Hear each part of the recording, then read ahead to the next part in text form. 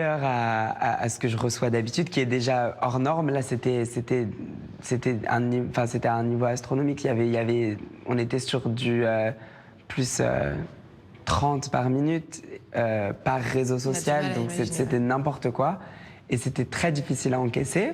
Et donc, je lui en parlais quand tu es arrivé, pas du tout en mode on va faire une chanson, mais je lui dis bon, ben là, je t'avoue que je suis hyper contrariée parce qu'il y a ça qui m'arrive. Et elle m'a dit on va écrire. On en fait une chanson, comme ça tu vas pouvoir extérioriser ce que tu ressens et ça peut t'aider. Et ça m'a beaucoup aidé. Je dis dans le refrain, je dis c'est tous des jaloux, moi je m'en fous. Je m'en fous absolument pas. Parce que j'en fais une chanson et parce que c'est difficile. Et ce serait de mentir que de dire que je m'en fiche, mais justement c'est ce que je dis dans le morceau. Je dis que je me répète, je m'en fous, je m'en fous, je m'en fous. Parce que c'est ce que j'essaye de me dire devant la glace, tu t'en fiches, tu t'en fiches. Et le fait d'avoir une chanson maintenant pour en plus m'aider, c'est très thérapeutique. Ça m'aide à beaucoup plus facilement les ignorer. Coucou tout le monde, c'est Bilal Hassani, j'espère que vous allez tous super bien. Aujourd'hui on se retrouve pour une nouvelle vidéo qui est le 3e et avant-dernier, malheureusement, épisode de Balkon Talk. Et aujourd'hui j'ai décidé de ramener une invitée très spéciale qui est ma maman. Bonsoir. Et puis pour vous protéger, vous pouvez compter sur votre maman, Amina, qui est là depuis les débuts, qui vous accompagne vraiment dans votre carrière.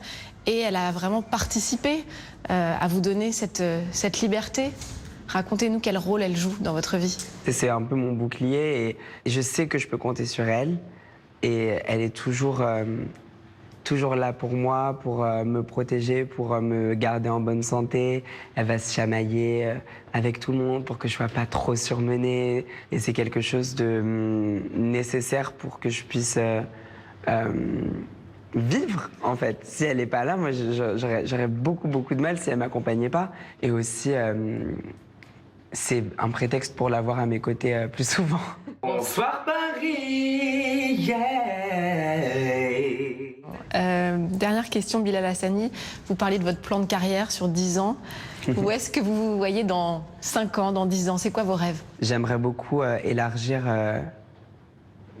tout ce que je fais, en fait, l'emmener plus loin, dans des films, dans des pièces, dans des comédies musicales, des livres, des séries. La musique étant le noyau de tout ça, donc je continuerai à faire plein d'albums, si j'en ai l'occasion. Et si le public est encore là pour les écouter. Et des concerts, beaucoup de concerts. Eh ben, on vous souhaite de réaliser tous vos rêves et bravo pour votre belle énergie. Merci beaucoup. Merci.